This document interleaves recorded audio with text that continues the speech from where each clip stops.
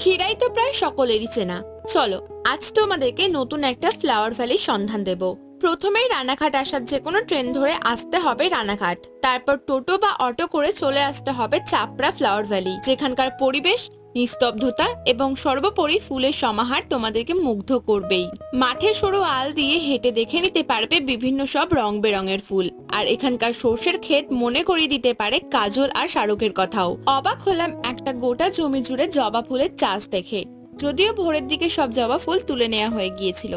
তারপর ফাঁকা কোনো জায়গা দেখে সেরে নিতে পারো জল খাবার কিংবা লাঞ্চটা, তবে ভুল করেও কোনো খাবার কিংবা প্লাস্টিক সেখানে ফেলো না, তাহলে কিন্তু তোমাদেরকে 500 টাকা জরিমানা দিতে হতে পারে। আর হ্যাঁ, সূর্যমুখী আর গোলাপের জমিটা সবশেষে মিস করে যাও না যেন। তারপর ফেরার সময় তোমরাও আমাদের মতো কিনে নিয়ে আসতে পারো সেখানকার ফুল, যার প্রত্যেক পিসের দাম মাত্র 2 টাকা। ফুল ভিডিও অলরেডি আমার ইউটিউব চ্যানেলে রয়েছে, লিংক দিয়ে দিলাম আমি ওপরে।